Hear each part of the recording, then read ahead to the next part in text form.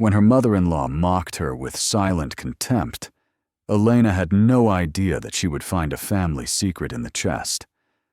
What happened next left the entire house speechless. Oatmeal porridge was slowly boiling on the stove, thick, sluggish, with a light crust around the edges of the pot. Elena stood by the window, listening not to the sounds of the street, but to the creaking of the floor in the hallway. Her mother-in-law was getting up, as always, with a wheeze and reproaches, as if someone had owed her their life overnight. It was cool at dawn, but Elena was in no hurry to put on a jacket. Her body had long since grown accustomed to the cold, as it had to silence. She carefully sliced the stale bread. She cut off the crust and set it aside for the chickens.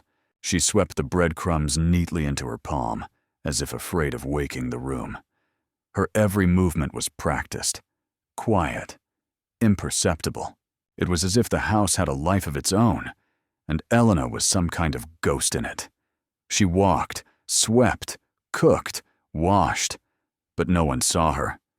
The door slammed. Her mother-in-law entered the kitchen, without a word, just a glance, slippery, cold, with her upper lip slightly pursed in eternal disapproval. "It's burnt again," she said, poking the pot with a spoon. Elena didn't answer. Yes, it was burnt. A little. She knew. But if she said anything, it would start. You can't even do the simplest things. If she said nothing, she was still to blame. She heard her husband's footsteps behind her. He yawned so loudly, as if to announce, "I'm the boss here." He walked past without even looking at her. He took his mug, poured some tea from the kettle, and left. No, good morning. No glance, no sigh in her direction, as if she wasn't his wife at all, but a piece of furniture with hands. Elena placed a plate of porridge and a mug in front of her mother-in-law. She pushed it away. "Where's the spoon?" Elena took out a spoon, a metal one. Clean, but her mother-in-law pursed her lips in disgust. "Did you wash it? It's all stained. God, can't you see what you're doing?" There was no anger in her voice, only weary contempt, as if Elena were not a human being, but a nuisance, a glitch in the system. Elena bit her lip. She wanted to respond, to say, "You ate from that spoon yesterday," or, "Go away, you and your stains." But her tongue seemed to be glued to the roof of her mouth. She swallowed. As usual, she took another spoon, and again, in silence. Her raincoat was lying on the chair, old, worn, covered in patches. A stranger would have thought she was a vagrant. But no, just the mistress of her own house, who had been given no choice. The raincoat had once belonged to her husband's mother. It had been kept as a relic. There's no need to buy a new one when you have an old, good one. Only now it was no longer good, but shameful. And it smelled like a closet. But Elena put it on every morning when she went out for firewood or bread, and every time she caught people's glances. Some pitied her, others grimaced, and still others pretended not to notice her at all. Just like they did with her, she put the pot on the edge of the stove, sat down on a stool, and glanced at her husband. He ate noisily, washing down his porridge as if it were vodka. Her mother-in-law silently watched his spoon, not his face. Elena looked at both of them, and something clicked in her chest. Small, imperceptible, like a rusty lock. "Why are you sitting there?" her mother-in-law snapped.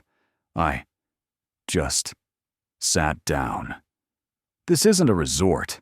No one has brought in any firewood yet." Her husband didn't intervene. He never did. He was fine with someone keeping both women in check, especially the one who came without a dowry. Elena silently got up and took her coat.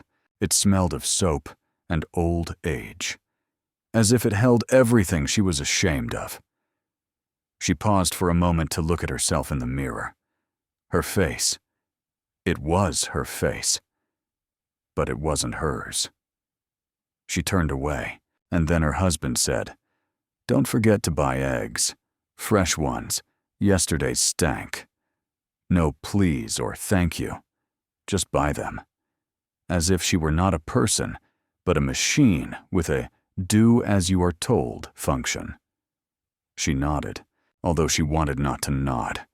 She wanted to throw the pot down, cry, scream. "Can you even hear me?" But she nodded. She put on her raincoat and left. The street smelled of smoke and earth. Elena walked slowly, as if she were carrying herself, and she knew, in this house, you can only be a shadow, a patch on a patch. Silent. Otherwise, they would survive. On the way back, Elena walked slowly. The bag of eggs weighed heavily on her shoulder, but the pain in her body was familiar. More troublesome was the pain carried by words, those that were not spoken, and those that were uttered in passing, like slaps in the mud. They always seemed insignificant, until they accumulated. At the turn to the house stood a neighbor, Anna, a widow in her 60s.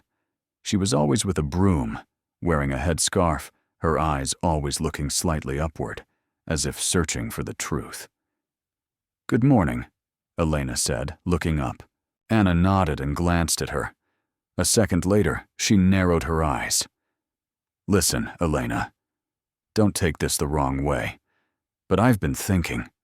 Why do you put up with it?" Elena stopped. "What do you mean?" "Well," the neighbor sighed and pursed her lips. "You're a good woman. Too good. That's why they walk all over you. Your whole life. You should just, I don't know, slam the door. Or at least feel sorry for yourself." She didn't say it maliciously, not even reproachfully. More sadly, as if she had been watching this for a long time and had only now decided to speak up. Elena wanted to say, "You don't understand. It's not that simple." Or, "I have nowhere to go." Or simply, "This is my family." But the words wouldn't come out. Because what if Anna was right? Too soft, too quiet, too patient. Patience is like dust in a house. You don't see it until you touch it. "I'm not like that," Elena said. Anna didn't argue. "Of course not," she nodded. "Just look at the way you walk. It's like you're apologizing all the time." Elena didn't answer. She turned and walked on, feeling her raincoat catch on the bushes behind her. The patches clung to everything, just like she did. To her husband, to her home, to the idea of what a good wife should be. Her mother-in-law was standing on the porch, folding laundry into a basket, crumpled without looking, not for the sake of order, just to keep her hands busy. "Where were you?" The voice was not a question, just irritation. "At the store. Eggs." "That's a long time. You were probably chatting. With that Anna again. You'd be better off going to get some firewood." Elena walked past silently. A familiar heat was already rising inside her. It wasn't anger. No, that would have meant she had strength. This was something else. Sticky, like dampness. Shame for listening to someone else's words and believing them for a second. She put down the bag. Her mother-in-law looked inside and clicked her tongue. "I asked you not to get these eggs. These are runny. You always get everything wrong." "These were fresher." "Who told you that?" "Your lonely friend. Her whole life is as sour as milk left out in the sun." Her husband came in carrying an axe. He was dirty, with soot marks on his hands. He put it down by the door and grunted, "Hey, don't fight. Dinner better be ready, or the porridge from this morning will stick in my throat." Her mother-in-law nodded. "There, and you're just standing there." Elena stood there, not knowing what to say. Every movement here was like an exam, with a dozen observers. Even silence was a mistake. She went to the kitchen. She took an onion. She cut it. Tears flowed not from words, but from the onion. And with each drop, she felt that everything she was doing was not because she wanted to, but because she was used to it. "You're too soft," she heard in her head. Or maybe not soft, maybe just forgotten. Her hands cut the onion, her body moved on memory. But inside something was buzzing, as if someone was waking her up. Not loudly, not sharply, just whispering. "This is the climax. Everything you've been waiting for is right here. Stay and see how the hero puts everyone in their place." At dawn, the house smelled of wet wood and old grease. The air was heavy, as if some invisible source of heaviness had been left on since the evening. Elena got up first, as always. She boiled water, poured it into a basin, and placed it on a stool. Washing in the kitchen was no longer embarrassing, just a habit. The water stung her face. It was cold. Not a single morning in recent years had begun with warmth. She heard her mother-in-law cough in the next room. Then came the muffled wheezing of her husband, turning over in bed. He only got up when he heard the sound of a fork hitting a plate. Food woke him better than an alarm clock. Elena dried herself with an old towel and went to the shed. The snow had not yet melted. The mud was thick as dough, sinking under her feet. In the shed, she found a bundle of firewood. Not the dry kind, but the kind left for her. Moldy, heavy, and wet. She dropped one. It hit her shin, but she didn't cry out.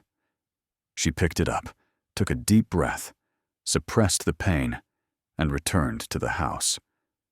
Her mother-in-law was sitting in the kitchen, already dressed, with her back straight, wearing a headscarf that she had tied tighter than necessary. She was drinking water. Just water. That's how she started her day. She said that tea softens the will. "You'd better wash your face. You look tired, like a widow on the third day." Elena didn't answer. She rarely answered, because if she started talking, she would have to justify herself, argue, defend herself. And who would defend someone who couldn't even defend herself? Her husband came in later, in his boxers, with his shirt unbuttoned, scratching behind his ear. "Are there any eggs?" he asked, as if he were in a restaurant. "Right away," Elena said calmly. "But without that, without the soot. Yesterday's looked like it had been fried on coals." She opened the frying pan.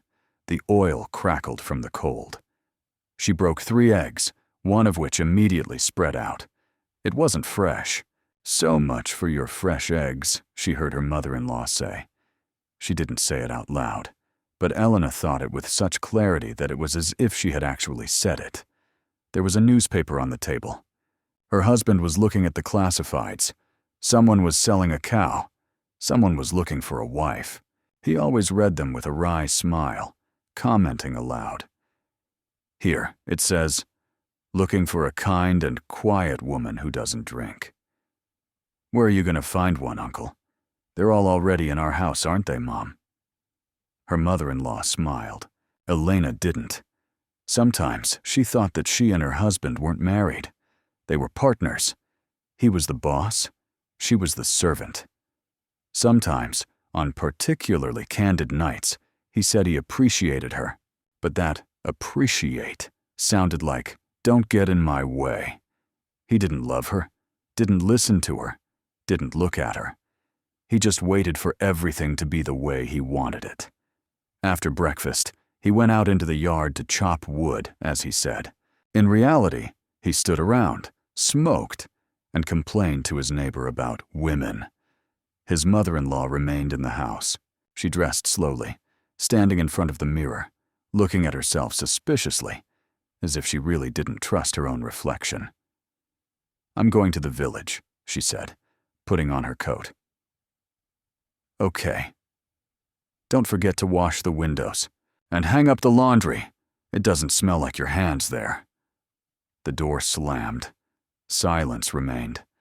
Elena stood with a rag in her hands. The window was cloudy and fogged up. On the other side of the glass, the world looked like it was underwater, blurred, cold, distant. She washed the glass, and with each circle she felt her hands moving on their own, while inside everything was buzzing. It was as if someone had finally started knocking from the inside. After cleaning, it was time to do the laundry. She rinsed the laundry in a tub, her hands stinging. The rags weren't hers. Her mother-in-law wouldn't let her wash her things in the machine. "Your clothes leave a smell of pity," she had said once. When she hung up the laundry, Elena went to the armchair in the corner of the room. Her letters were lying there, old ones, almost faded, from friends she hadn't written to in a long time. Some invited her to visit. Others wrote that they missed her. She read them as if they were about someone else's life, as if the words, "You haven't forgotten how you laughed," weren't meant for her. She heard footsteps in the kitchen again. Her husband returned. He looked at her disapprovingly. "Are you sitting here again? There's work to be done, and you're playing with papers." "I cleaned up, did the laundry, hung everything up. Make sure Mom doesn't see what you're reading. She doesn't like it when you get distracted." Elena stood up. "She doesn't like it when I breathe," she said under her breath. "What?"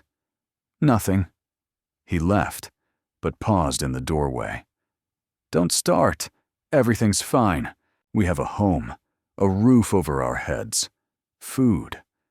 People dream of that. Yes, they do. But everyone's dreams are different. Some want a roof over their heads. Others want at least one person under that roof who will listen to them." Elena was left alone. She sat back down. She picked up an old photograph. There she was, very young, in a light-colored dress, smiling. No coat, no patches, no system. She didn't recognize herself. The letter came in a gray, rough envelope. The paper was slightly crumpled, the ink smudged, but the name was written clearly. Elena. No last name. No patronymic. Just a name. As if it had been written by someone who didn't know her real name. Or conversely, the only one who knew. She found it in a box by the gate, between a bill for firewood and an advertisement for fertilizer. She was surprised that it wasn't addressed to her mother-in-law. Such letters were rare. No one wrote to her, because she hadn't written back to anyone in a long time. There was no return address on the envelope, only a postmark from the town where she had lived in her youth, before her marriage. A small detail, but her heart skipped a beat. It was as if someone had whispered her name after a long silence. She hid the letter in her coat pocket. Then she tucked it under the hem of her dress, wrapping it in rags, as if it were something indecent. She didn't even admit to herself that she was afraid to read it, afraid that it would remind her of who she was, or who she never became. There was noise in the kitchen. Her mother-in-law was grumbling. "No milk again. Everything depends on you, and everything goes wrong. Do you even realize that this house isn't running on goodwill?" "I understand," Elena replied quietly. Her husband clattered silently with his mug. He was wearing the same shirt he had worn yesterday, and the day before yesterday. He didn't notice the little things, because it was convenient for him not to. She put the kettle on. The water boiled, as did her breath, which caught in her chest more and more often, like before a thunderstorm. "Go shopping today," her mother-in-law said, "and go to the pharmacy, and see if bread has gotten any cheaper." "What about the letter?" Elena blurted out. "What?" I got a letter. It was in the mailbox." Her mother-in-law stared at her. "And? What is it? What are you? A little girl? What's the news?" "A letter. From whom?" "I don't know."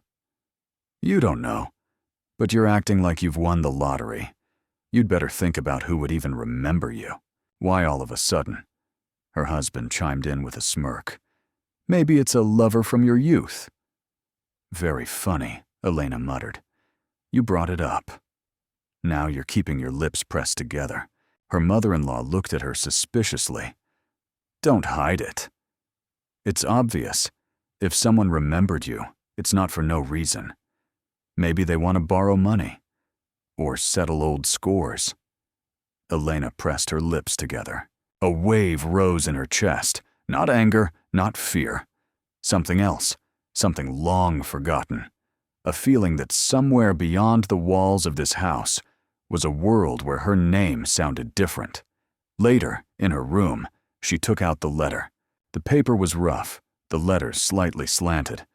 No dear or hello, just a few lines. A man's handwriting, concise.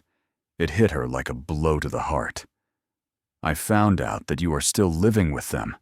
I thought you had left. If you want, just write. Or don't write. But know this, I haven't forgotten you. No signature. She read it once, then again. Her eyes blurred. Not from love, not from memories, from the fact that someone remembered her, as if she were alive, as if she were someone special. Outside, the door creaked. Someone came in. She hid the letter under her pillow. Her heart was beating so loudly that it seemed as if it could be heard in the kitchen. Elena sat down on the bed and clenched her fists. That letter was like a stone thrown into a stagnant swamp. The water shifted. It was unclear what it would lead to, but there was no going back. Elena walked around with the letter inside her all day, like a knife in her chest. Not physically, no. It was just that every word in that envelope seemed to echo in her body. She memorized the lines, as if afraid that the paper would be burned, and with it, her memory. I thought you were gone. And he really did think that. And he wasn't the only one. They all thought she was no longer human, just a habit, a ghost in the house who fed them, did their laundry, and never spoke. She stood at the wash tub with the laundry and scrubbed the old tablecloth until her joints ached and her ears rang. The laundry smelled of soap and something hurtful. It was like washing away someone else's guilt, but the dirt wouldn't come off. Her husband walked by. He stopped in the doorway. You seem strange today. What makes you say that? I don't know. You're quieter than usual. Elena raised her eyebrows. I'm always quiet. Well, there you go. It was obvious. He left, and she was left with wet hands and one question in her head. What if she really decided to do it? What if she just took it and answered the letter? Just right. I got it. I remember. Was it a crime to be someone outside this house? She sat down on a bench and closed her eyes. Fragments began to surface in her mind. How she used to laugh. How she sang in the old barn, sitting on the hay. How one man, once, looked at her, not as a servant, but as a woman. Someone to be proud of. And then the wedding. Her mother-in-law's fingers digging into her wrist as she said, You're ours now. Remember that. No more mom or friends. We're family. That's enough. Was that enough? In the evening, she decided to go out on the porch, just to get some air. Her fingers were cold. Dogs were barking somewhere. The sky was low and dull, like a gray rag. She sat in her raincoat. The same one. Heavy, smelling of time. The patches on the elbows stuck out like a brand. People saw this raincoat and turned away, as if they could read her fate in it. From downstairs in the kitchen, she heard her mother-in-law's voice. What's she sitting there for? How should I know? Her husband replied. She probably needs some air. Maybe she's rereading her letter. She looks like a chicken that's been left with its head on. Elena cringed. The words didn't seem to touch her, but they hit her in the gut. Not because she wasn't used to it, but because now she wanted something different. She wanted something different for the first time in so many years that she was even scared. Later, in bed under an old blanket, she couldn't sleep. The letter lay under her pillow like a foreign pulse. The lines whispered in her head, "If you want, just write." But what if she didn't want to? What if she wanted to but was afraid? She really had nowhere to go. Everything she had was within these walls, even if the walls were moldy, even if there was no love or respect in them. Only habit and old chores. She closed her eyes. For the first time in many months, she had a dream in which she was walking barefoot on water, quietly, without a raincoat, without a sound, and no one called her back. The letter lay on her knees, as if alive. Elena sat in the kitchen while everyone was still asleep and stared at the paper. The early wind breathed outside the window. The coals crackled in the stove, and everything seemed so quiet, as if the world was waiting to see if she was breathing or not. She held the pencil in her hand for a long time. Not a pen, not a ballpoint pen, just a dull, gray pencil that usually lay by the door, to jot down notes, rewrite the shopping list, check off the debt book. And now, to write about herself. She exhaled slowly. The paper was gray, slightly damp from her hands. The edge was torn unevenly, a piece of an old school notebook. But it would do. "I received your letter. Thank you. I didn't think anyone still remembered me." She reread the lines and suddenly laughed. Hollow. Slightly. More bitter than laughter. But still, a sound. She signed simply, E. No last name. No details, because she didn't want to say anything else. She sealed the envelope as if she were hiding her heart inside, and she clenched it in her fist, so tightly that her nails dug into her palm. At dawn, she went to the post office. She didn't wait for her mother-in-law to get up. She didn't tell her husband. She didn't leave a note. She just left. In her raincoat, with the letter in her hand, with no idea how she would return. The postwoman was young, with a round face and distrust in her eyes. "Is this for you?" she asked, looking at the envelope. "Did you write this yourself?" Elena nodded. "There's no return address." "So what? It's just that we don't get many of these. Usually they're from banks or shops." "This isn't from a shop," Elena replied quietly. She put the letter on the counter and turned away without waiting for her change. Not because she was in a hurry. She was just afraid she would change her mind. Returning, she felt that it wasn't snow under her feet, but clay, heavy, clinging. Every step was proof. I'm walking on my own. She met her mother-in-law at the gate. "Where were you?" "At the post office." "Why did you go there?" "I sent a letter." Her mother-in-law frowned. "Not again. Do you have any idea what people will say if they find out you're writing to someone? Do you have anything better to do?" "Yes," Elena said curtly. "What kind of business?" "My own." Her husband came out with a cup. He saw them and stopped. "What's going on here?"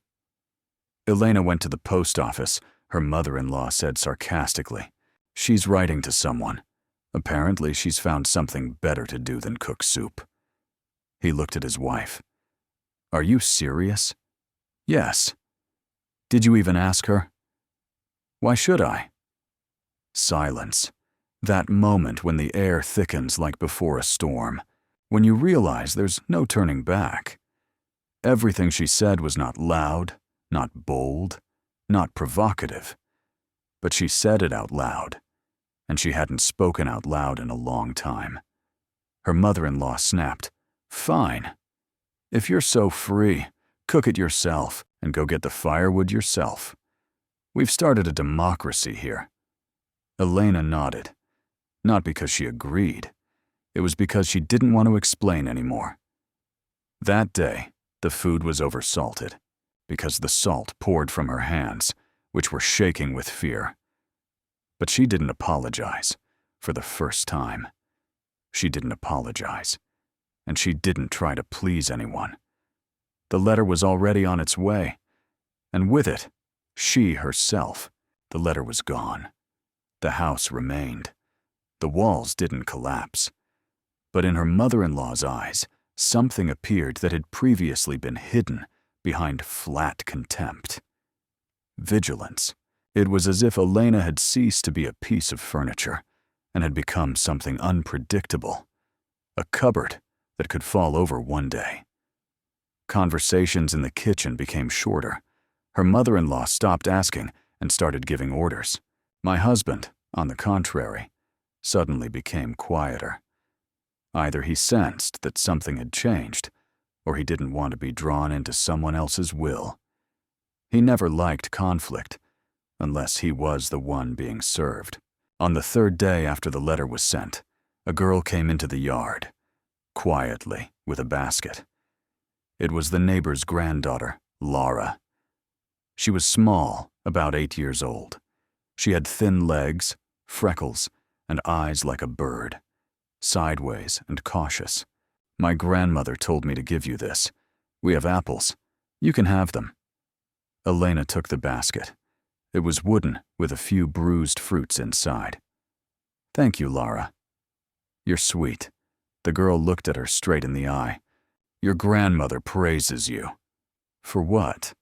She says you're kind, and that you talk like in books. Elena smiled. Something tugged at her heart. She hadn't heard the word kind used to describe her in years. Many years. And from a child, even more so. Do you read books yourself? Not really. Only if someone is nearby. Would you like to come over? We have some old ones, with pictures, and without. I'll show you. The girl nodded, not quickly, but firmly. She came the next day, without a basket, but with a notebook. She sat down by the stove, tucking her legs under her. Elena took a book from the shelf, dusty, unread, with small print. Is it boring? Laura asked, looking at the cover. I don't know. We'll find out together. They read for a long time, not because the chapters were long, but because they kept stopping. Laura asked questions, and Elena answered, without irritation, without feeling the need to catch up. It was warm, almost indecently warm. In the kitchen, behind the wall, her mother-in-law listened and snorted. Then she clattered loudly with the dishes, as if by accident. And in the evening she said, What are you now, a village nanny? No, Elena replied, just a human being. You've started talking too much. I don't even recognize you anymore. Maybe it's time. Her husband said nothing. He just went into the shed, where he sat until dark. He returned with tired, angry eyes. You're making me look like a fool, he said in a low voice. I'm not. You're doing it yourself. The phrase came out accidentally, almost like an exhalation. But it lingered in the air like the smell of burning. No one discussed it. But the next morning, her mother-in-law didn't call her for breakfast. She left an empty bowl on the table. Silence was a form of revenge. Laura came again, and each time she looked at Elena, not as a woman in a patched coat, but as a person who had a voice. And Elena began to believe that she really did have one. Every morning began a little earlier, but now Elena didn't get up at the alarm in her head like she used to. Get up so you don't hear the reproach. Now she got up because she wanted to, quietly, but in her own way. She poured water, washed her face, whispered silly things to herself, like old lines from books, or just words she didn't have. Good morning, Elena.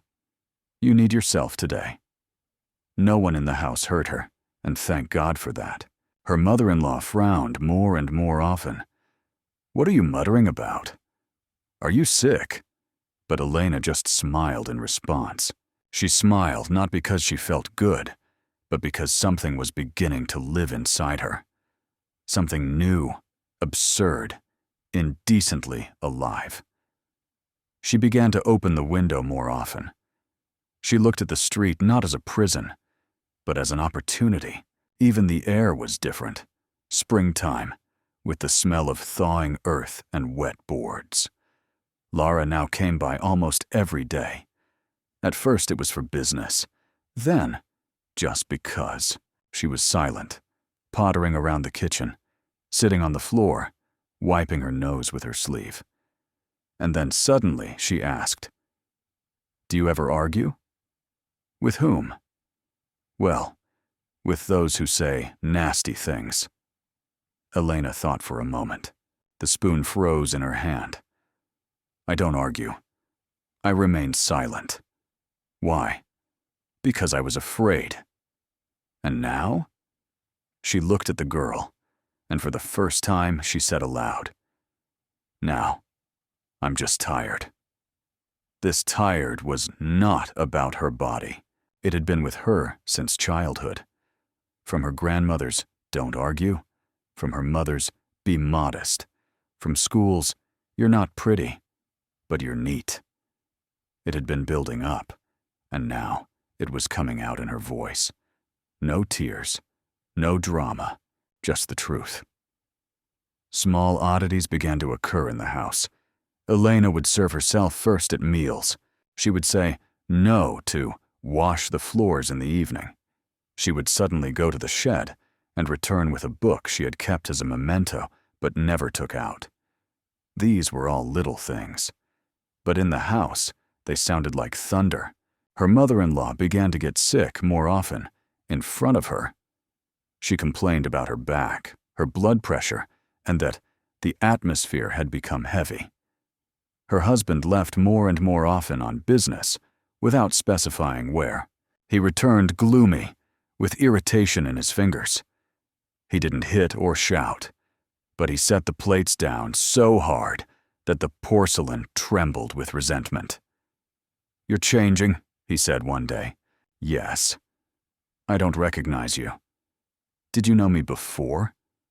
He left, slamming the door. It wasn't out of anger, but rather confusion. His wife was no longer quiet, and he didn't know how to talk to her unless it was from above. One evening, Lara brought a drawing.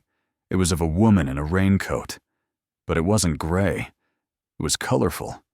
The raincoat had patches, but they were embroidered like flowers. "That's you," said the girl. "That's how I see you." Elena clenched the drawing between her fingers to keep them from shaking. "Why flowers?" "Because you're gray on the outside, but not on the inside." She suddenly felt very scared, not because of the words, but because someone, a child, could see her. The real her. The one she had been hiding for so long. The next day she started sewing. Not a dress, not a shawl, not a napkin, but a new skirt for herself, from old scraps, by herself, quietly, in the corner, so that no one would see, as if she were committing a crime. Her husband noticed it in the evening. "What's that?" "A skirt." "You haven't sewn anything for yourself in 10 years. Now I am." "Why?" "Because I want to." There was a silence. He left, and she continued. Elena went up to the attic to look for the old curtains that her mother-in-law had declared unclean and bleached with bleach. She was going to throw them away, but something stopped her at the darkened chest in the corner. It was covered in cobwebs, with a lock that had long since rusted shut. There had been no such chest there when she moved in. That meant one thing: its appearance was a bad sign. She pressed the letter to her chest and began to look for the key. Inside the trunk was not what she expected. There were photographs, letters, and notebooks, documents from her childhood, which she remembered with a trembling whisper only in her quietest thoughts. In the first photograph, her mother, very young, was holding the same raincoat with patches, but not just holding it. She was passing it to her daughter as if it were a treasure. Be strong. Her mother's hair was disheveled, her eyes full of despair and hope at the same time. Next to it were letters.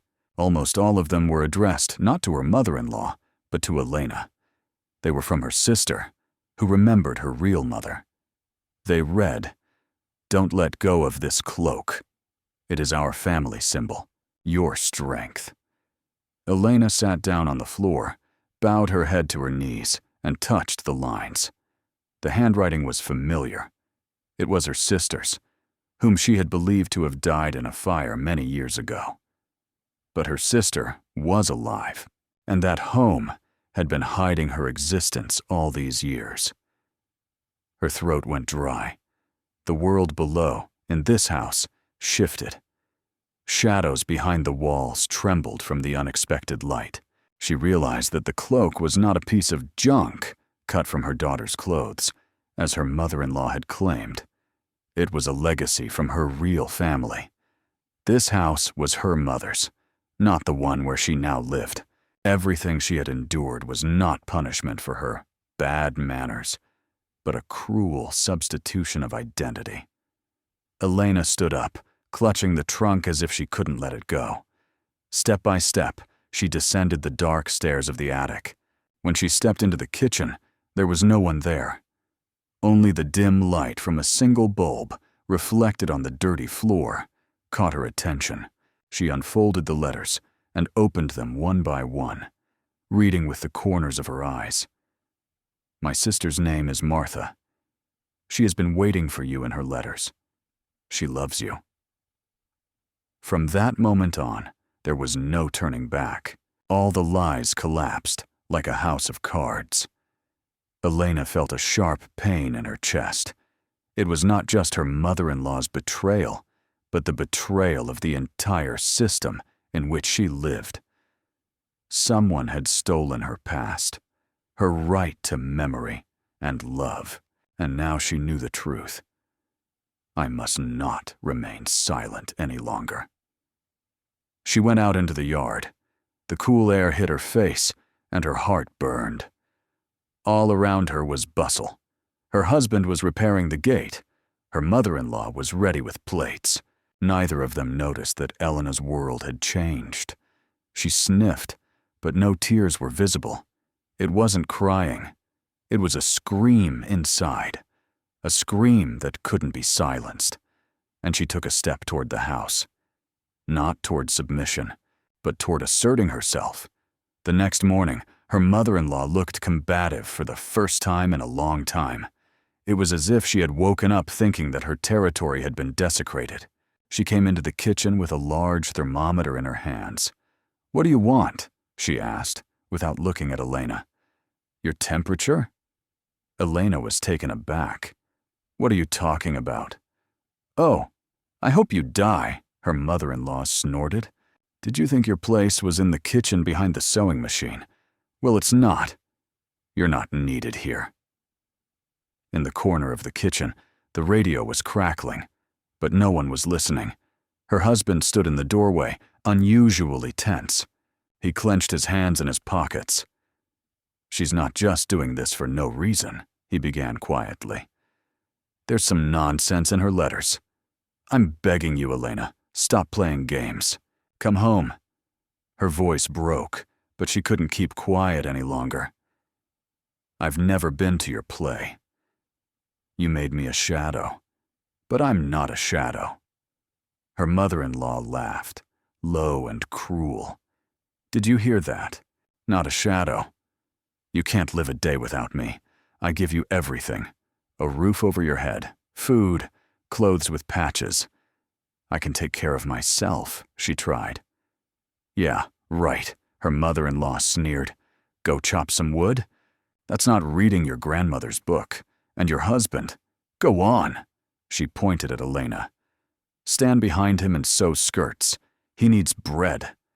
Her husband took a step forward. "Go get the wood," he grumbled. Otherwise, we'll all be cold." Elena stood there. A wave of fear raged in her chest. Her hands trembled, her knees buckled. She looked at them both as if they were two gatekeepers locking her inside her own life. "I can't," she managed to say. "Why?" Her mother-in-law narrowed her eyes. "I don't want to." The words sounded less like a refusal than a challenge. The cold in the air was no longer just morning dew. It was the feeling of an approaching storm. Her mother-in-law groaned. "Don't wish. Do.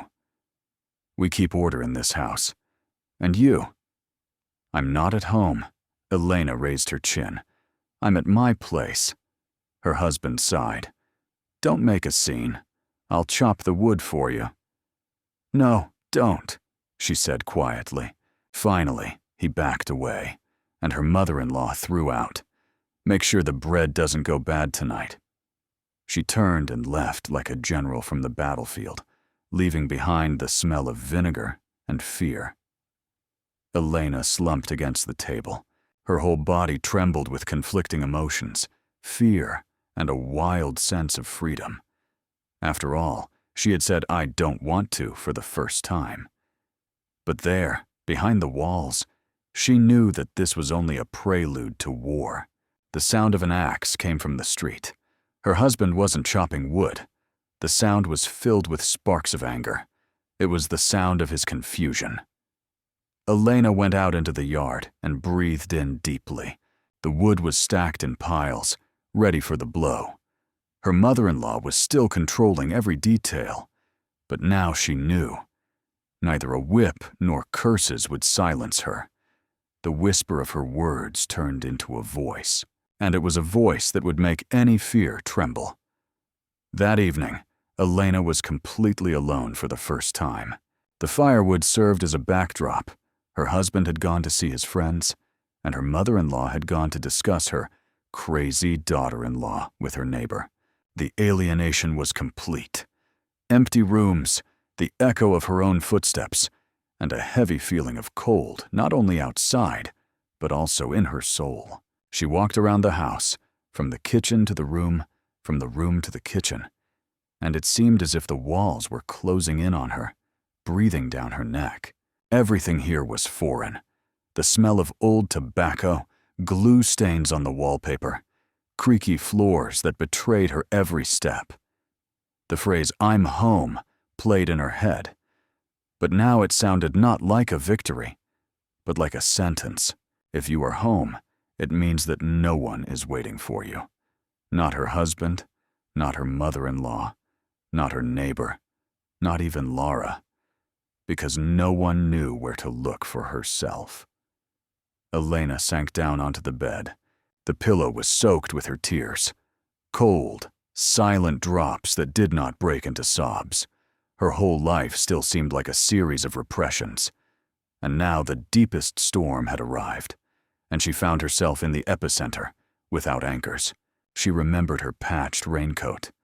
It hung in the corner of the room, a symbol of long years of humiliation. She walked over to it and touched the fabric. The patches were rough and different colors, dark blue, brown, faded. It seemed as if each patch represented a hurt, a cry, a suppressed voice. She opened the flat box on the floor, the one with the letters and photographs. There was her sister. Her sister. A ghost. The only person who knew her true self. But her sister remained abroad, far away, beyond the walls of this house. Her heart sank. She realized that the worst thing was not the war with her family. The worst thing was the realization that she could be completely lost. Again, and become a shadow forever. Suddenly the door creaked. Her mother-in-law entered without knocking, as usual. Her gaze was cold and judgmental. "I heard you. You were singing something last night." Elena looked away. "No. You think I can't hear you? You were humming something under your breath.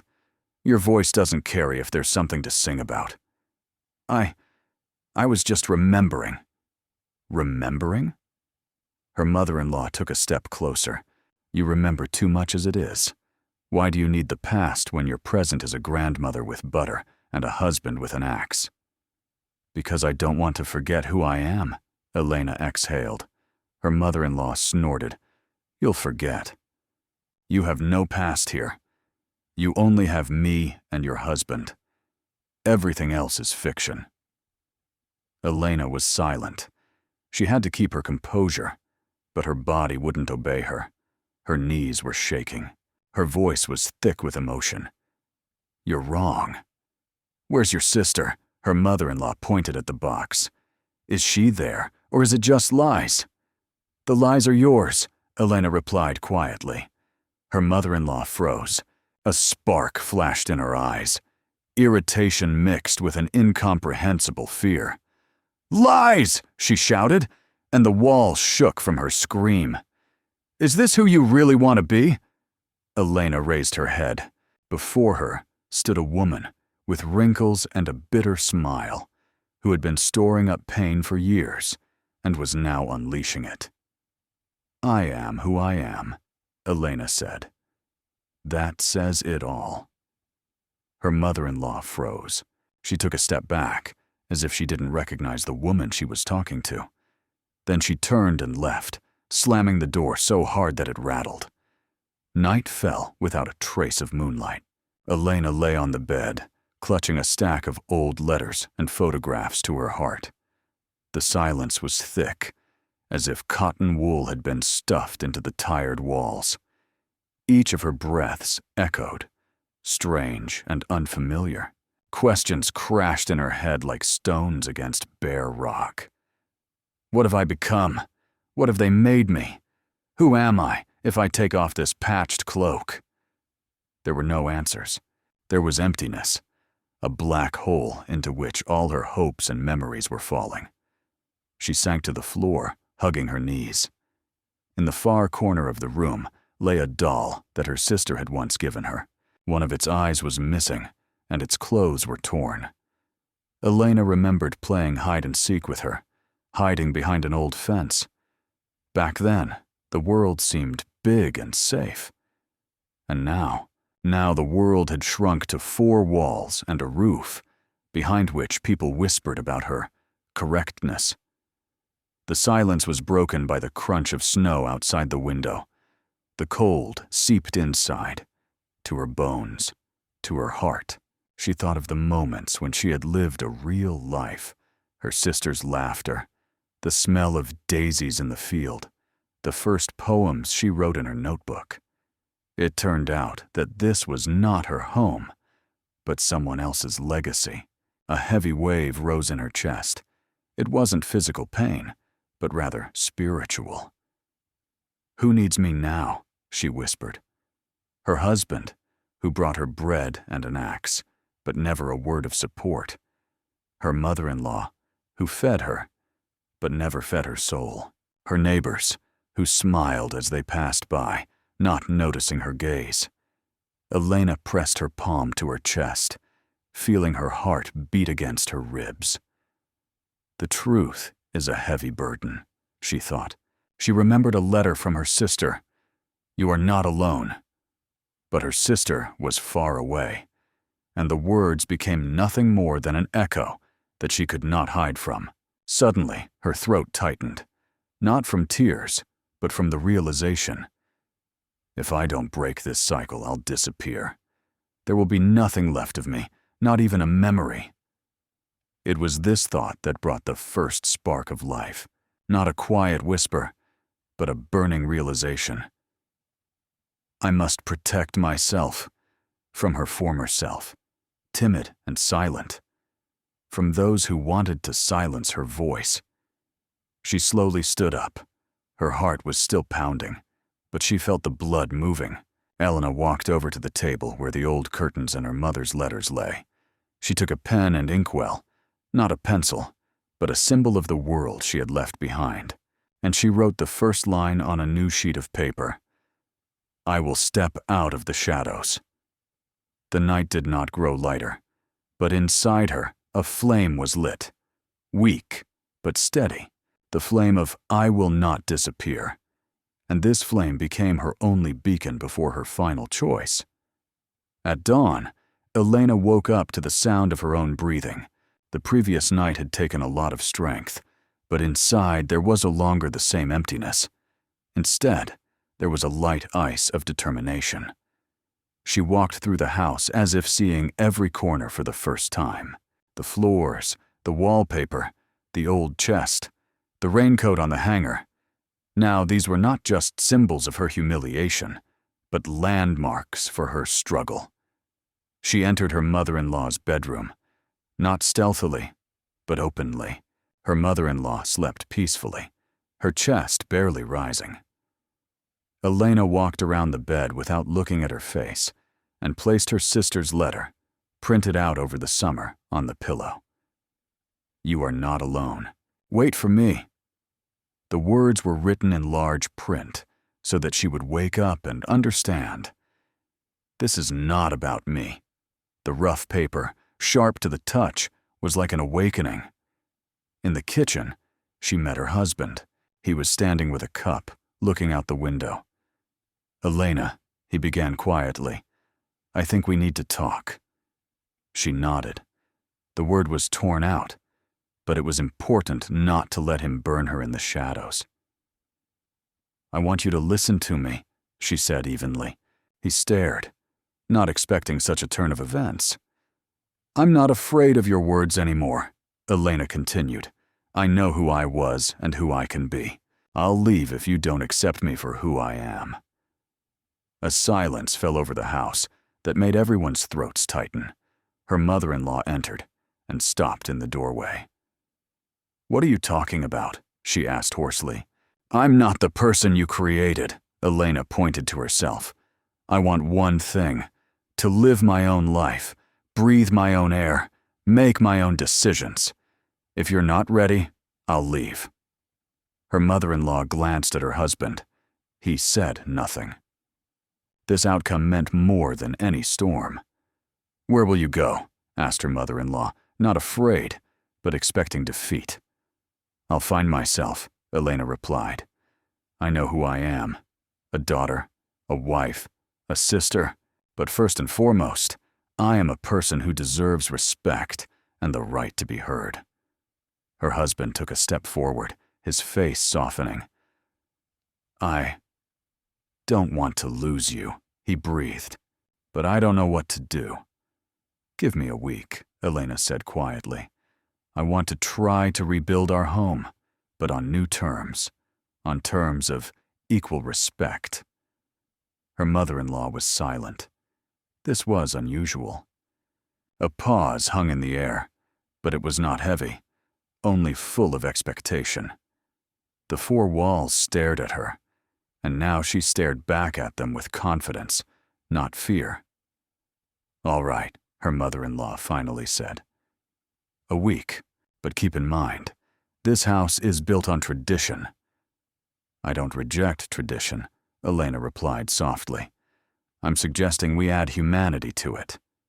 Her husband took her hand, not to hold her back, but to support her. Her mother-in-law turned away, not knowing whether she had accepted the new world or was preparing for the next round. Elena returned to her room and took off her patched cloak. She placed it on the chest like a relic, not as a stigma, but as a lesson. She turned to the window. Outside, the light of a new day was dawning, and there was no more fear in it. There was only the beginning. On the evening of the 7th day, the whole family gathered at the table, for the first time without haste or reproach. The table was set by her hands: fresh bread, a plate of the first spring vegetables, fragrant tea. Elena stood at the foot of the table, looking at everyone. Her mother-in-law crossed her arms over her chest. Her husband nervously tapped his fingers on the wood, and Laura sat in the corner, smiling quietly. "Let's begin," Elena said evenly. "This week, I wanted to prove that we can be together differently. Mutual respect," she nodded to her husband, "and honesty," she looked at her mother-in-law, "does not negate caring. I'm not asking for anything impossible. Her husband leaned back in his chair. I realized that I did a lot out of habit. I didn't hear you. And I'm sorry.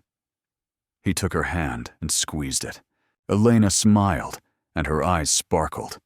Not from tears, but from relief. Her mother-in-law sighed. I was probably unkind. I taught you to be kind, but I thought that meant being silent. But you showed me that kindness and strength can go hand in hand. A brief silence fell in the house. Not a heavy silence, but a light one, as if a veil had been lifted from their eyes. Lara handed Elena the flower she had drawn. This is me. Thank you, sweetheart, said Elena. You taught me how to speak. Her mother-in-law smiled for the first time in many months, quietly, almost silently. I didn't know I could learn from you. The table was filled with laughter, not loud, not theatrical, but sincere. Elena saw the light in her husband's and mother-in-law's eyes change. Now they looked at her, not as a shadow, but as a person who had her own place and her own rights. She sat down and raised her cup. To the home we are building together, to the strength that does not break, but protects. The tea froze on their lips, but no one was in a hurry to drink. No one was in a hurry to end the evening. And for the first time in years, a real warmth reigned in the house, not from the stove, but from a new understanding and acceptance. It grew dark outside, and the first evening light from the street lamp shone through the curtains. Inside, another light burned, the light of life, carrying bright hope through the darkest trials. The kitchen was the same, an old table, a creaky stove, a window to the garden, but now the smells were different. Fresh bread, spring flowers in a mug on the windowsill, the delicate aroma of tea. A patched cloak lay neatly folded on a chest, like a family heirloom that no longer needed to be worn. Elena walked barefoot across the room, feeling the warm floor beneath her feet. She took off the bright scarf Lara had given her and tied her hair back, not for the neighbors, but for herself. She saw her reflection in the mirror. Her face was calm, her eyes clear. There was no fatigue in her shoulders, only a slight straightening. Her mother-in-law came out of the room and said quietly, "Your favorite cup is on the shelf." Elena smiled. I know. She went to the shelf and took down the cup, the very one with a crack on the side that her mother-in-law had always forbidden her to use. Today, the crack looked like a sign. There was a battle here. The truth lives here. She poured some tea and returned to the stove. Her husband was already putting wood on the fire with his back to her, so that it would be warm in the evening. He turned around, and their eyes met. She nodded to him. No words were necessary. Lara came into the corner of the kitchen and watched intently. Elena held out a piece of bread to the girl. "For my little teacher." The girl smiled and took the bread as if it were a treasure. Moonlight filtered through the curtains, but there was enough light in the room. It came from the people who had learned to see each other. Elena walked over to the chest and ran her hand over the patches on her cloak, not with anger, but with gratitude. For the lesson, for the strength, for the step she had taken to remove it forever. The house was warm and quiet, but it wasn't the silence of fear. It was the silence of peace. The peace Elena had found. The peace she had created herself. Share in the comments which moment in the story strikes you the most, and write one word that describes your main inner strength.